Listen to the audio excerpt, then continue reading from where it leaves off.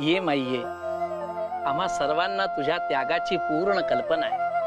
आपल्या कुटुंबासाठी, घरातल्या सर्वांसाठी आणि एवढंच नाही तर आपल्या परमपूज्य सौभाग्यासाठी सुद्धा.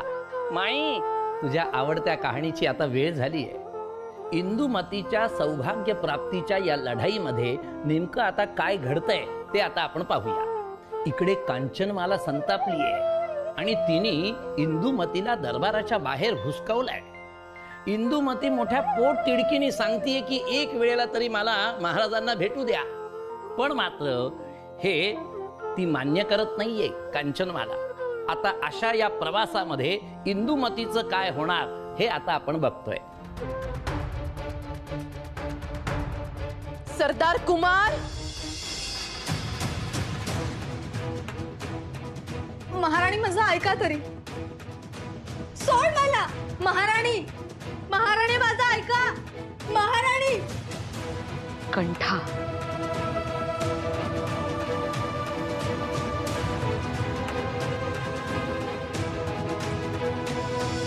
चल. महाराणी. विनाशकाले विपरीत बुद्धी म्हणतात ते उगीच नाही. अखेर तुला तुझी पात्रता समजलीच.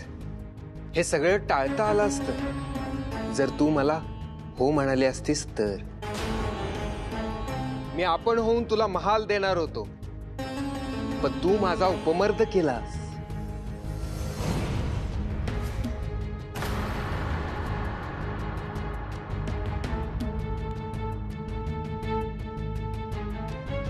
मागील वेळी केवळ एका हातावर वार केला होता. पुन्हा जर माझ्या वाटेला जाशील तर हातच छाटून टाकेल. भिक्षा मागायला देखील तुझे हात तुझ्या उपयोगी पडणार नाहीत.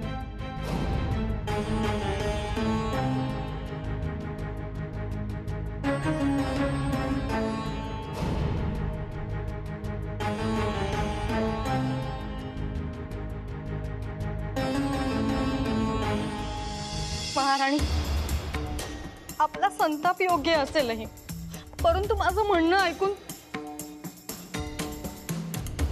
झाला तेवढा तमाशा पुरे झाला. आता मला तुझी पावलं या महालाच्या आत काय तर या नगरीच्या वेशीच्या आतही दिसता कामा नये, नाहीतर परिणाम भयानक होतील. महाराणी, तुम्ही द्याल ती शिक्षा मला मान्य असेल. केवळ एकदा मला महाराजांना भेटू द्या.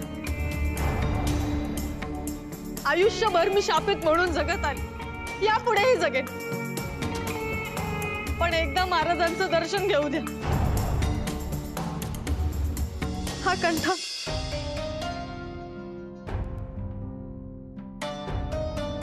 हा कंठा महाराजांनीच माझ्या गळ्यात बांधला होता.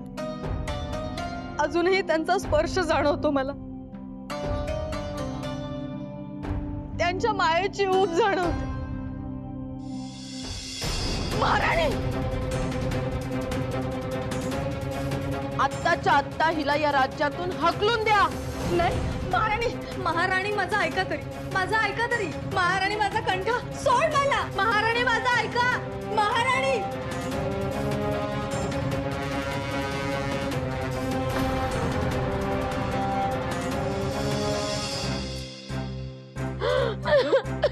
अगं रडू नको, अशी रडू नकोस. हे जगच असं आहे. इथे आपल्या चांगुलपणाची कुणाला काही किंमत नाही. आणि शेवटी प्रश्न संस्कारांचा आहे. ते तुझ्याकडे आहेत, ते त्या सामान्य गणिकेकडे येतीलच कसे? तोंड सांभाळून बोला मातोश्री.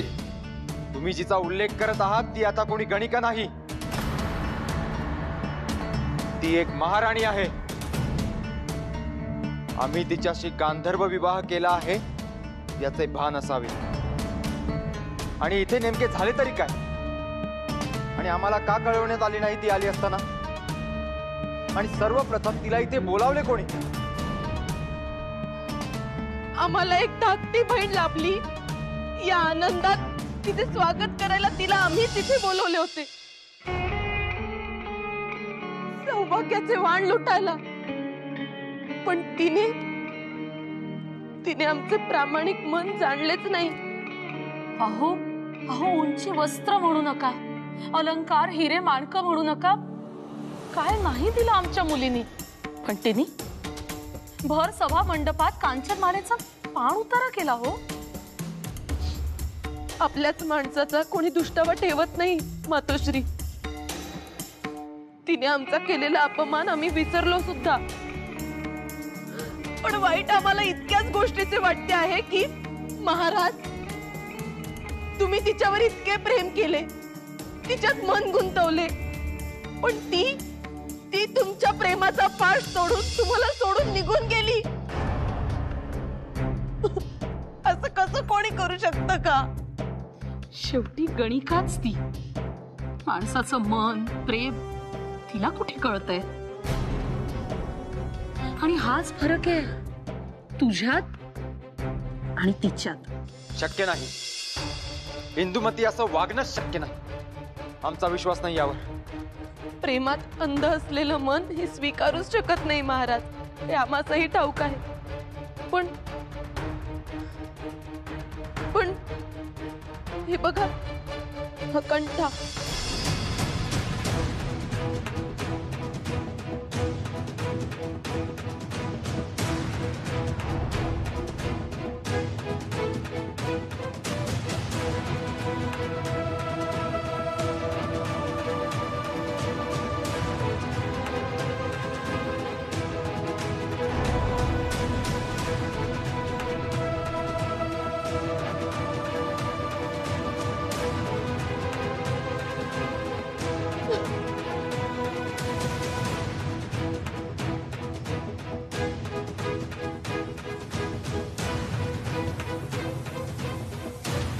हा कंठा आम्हीच विवाहाच्या वेळी तिला घातला होता. म्हणजे तिच्यासाठी सौभाग्य अलंकारच ना हा?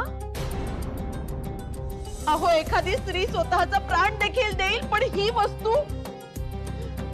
वस्तू स्वतःपासून कधीच दूर करणार नाही. पण त्या इंदुमतीने कट्यारीने एखाद्याचा गळा कापावा असा तो कंठा एका क्षणात काढून टाकला. आणि तुमच्या प्रेमाचे मोती सर्वत्र पसरले. तिने हत्या केली आहे महाराज. तुमच्या प्रेमाची तिने हत्या केली आहे. कांचन, मला काय बोलताय तुम्ही? हे सत्य आहे महाराज, आणि सत्य नेहमी कटूच असतं. तुम्ही प्रेम केलं, पण त्या प्रेमाचं नाटक तिने केलं. स्वतःचं रंजन करणारा खेळ खेळली ती, आणि जसा दुसऱ्या नगरीतून सांगावा आला तशी पळाली. सरड्यापेक्षा तीव्रतेने रंग बदलणारी नागिण आहे ती. तिच्या रूपाच्या जाळ्यात तुम्ही अडकलात आणि माझ्या लेकीला अद्वा तद्वा बोलला. पण महाराज, एक सांगते, आमची कांचन मला किंचित हट्टी आहे, पण मनात कपट नाही हो तिच्या. कुठली स्त्री आपल्या सवतीसाठी एवढं करेल सांगा? पण तिने केलं. तुमच्यावरच्या प्रेमासाठी केलं. आणि हाती काय लागलं? आम्हास ठाऊक आहे महाराज की तुमचा आमच्यावर विश्वास बसणार नाही, पण आपण हवे तर खात्री करून घ्यावी.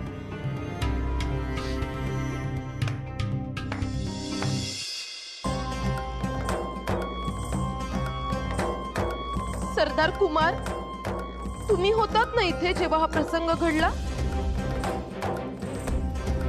महाराज, कदाचित लहान तोंडी मोठा घास घेत असेल, पण मला क्षमा करा. महाराणी जे बोलत आहे ते तंतोतंत सत्य आहे. त्या इंदुमतीने आम्हालाही भुलवायचा प्रयत्न केला होता. ती हेच बघत होती की कधी आमचं पाऊल घसरेल आणि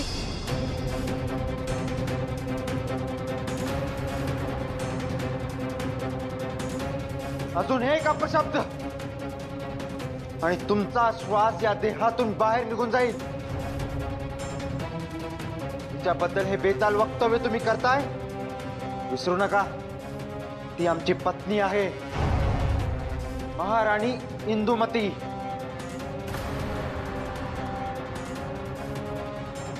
महाराज, हा देह आपल्या राज्याच्या भलाईसाठी अर्पण केला आहे. हा देह तुमचा, हा प्राण देखील तुमचाच. आणि माझा मृत्यू जर इथेच लिहिला असेल तर मृत्यूच्या दारात कोणी असत्य बोलत नाही महाराज.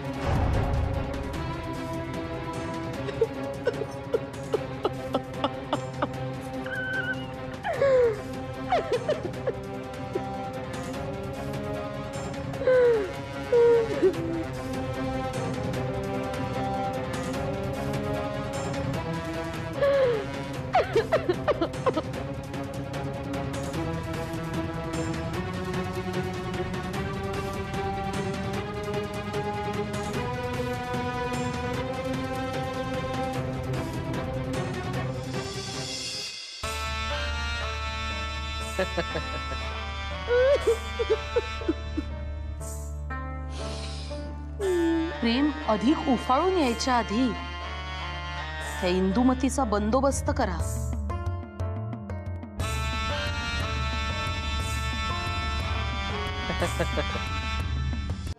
हे असं सौभाग्य मला हुलकावणी नाही देऊ शकत. काहीही झालं तरी मला महाराजांना एकदा भेटायचंय. अरे माझ्या देवा नटेश्वरा, अगं अजून तू तोच विचार करतेस आणि कसं भेटणार आहेस महाराजांना? सगळी उत्तर मीच देऊ का? तू आहेस ना माझ्यासोबत, मग कर काहीतरी आणि घडव हे सगळं. अगं वेळ लागलंय तुला इंदू. एवढं सगळं होऊन आपण जिवंत राहिलो हेच भाग्य समज आपलं. वेस ओलांडून पुन्हा गेलो ना तर जिवंत यायचो नाही बाई माघारी. जीवाची पर्वा नाही मला ललन. जर मी काही चुकीचे केले नाही तर भय कशाचे? साक्षात भगवंतच माझी रक्षा करतील. अगं इंदू, आपण लांब निघून जाणं हेच आपल्यासाठी हिताचं आहे आता तरी.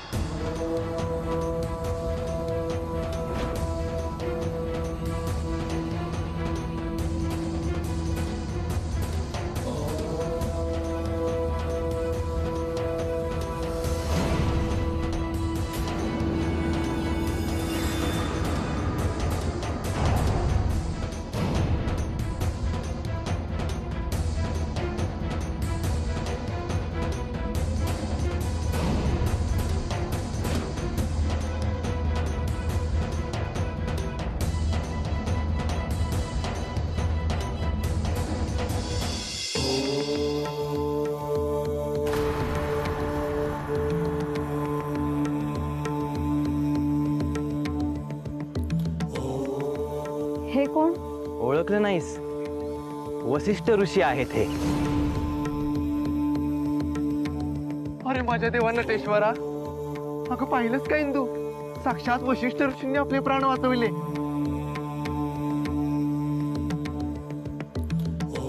मी म्हणाले होते ना, साक्षात भगवंतच आपली रक्षा करेल. आता ऋषींनी आपल्याला जीवदान दिले, पुढचा मार्गही ते नक्कीच दाखवतील.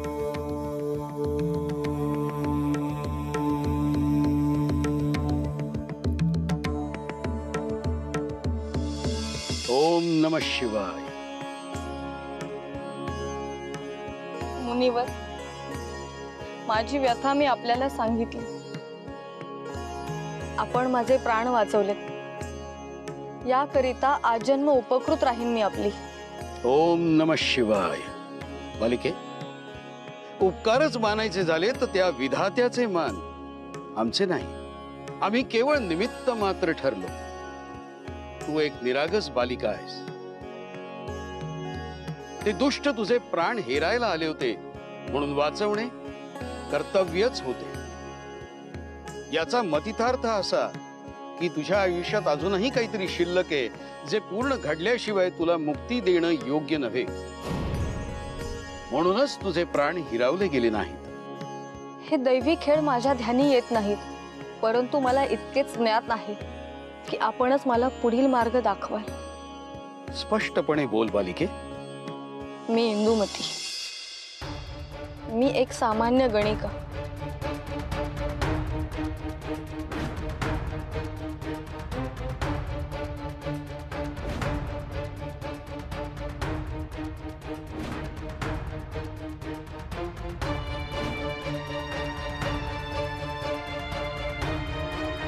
एखाद्या चातकासारखी ज्या वर्षावाची वाट पाहिली, त्या वर्षावात मला भिजू देखील दिले नाही.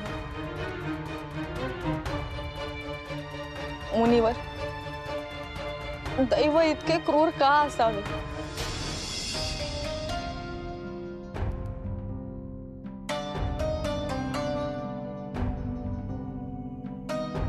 इंदुमती, दैवाचे दान प्रत्येकाच्या ओंजळीत कोणते फलित घेऊन येईल हे सांगणे मोठे कठीण आहे. एखाद्याची ओंजळ सुखाने भरून जाईल तर कधी ती उपेक्षित राहील. हाताची 5 बोटे जशी, ही ओंजळ या आनंदाची अनुभवाची साठी घडलेली नाही. तू हे सत्य स्वीकारायलाच हवंस. नाही मुनिवर, असे बोल नका लावू. आपले शब्द माझ्या मनावर आसुडाप्रमाणे आघात करीत आहेत. हे एकच सुख होते ज्यासाठी मी जिवंत होते. माझ्या सुखात माझा प्राण आहे. आपण सांगाल तो उतारा मी करेन. हे नियतीचे चक्र मी फिरवेन. आपण मार्ग सुचवा. कृपया आपण मला मार्ग सुचवा मुनिवर. अगतिक होऊ नकोस. सारासार विचार कर आणि निर्णय घे. आपणच आता म्हणालात, माझ्या आयुष्यात असे काहीतरी घडू पाहत आहे ज्यासाठी मी जिवंत आहे. कदाचित ते हेच असावे. कितीही कठोर साधना, व्रत असू द्या, माझे सौभाग्य प्राप्त करण्यासाठी मी ते नक्की करीन.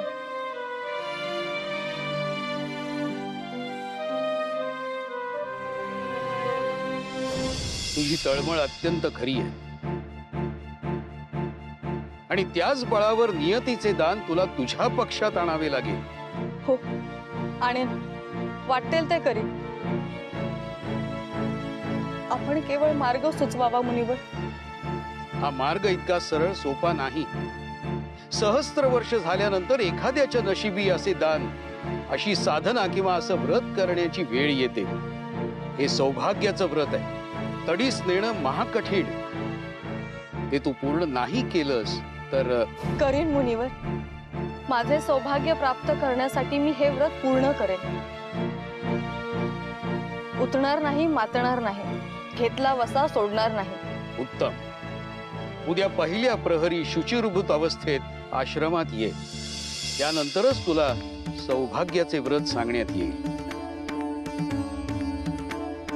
शुभम भवतु.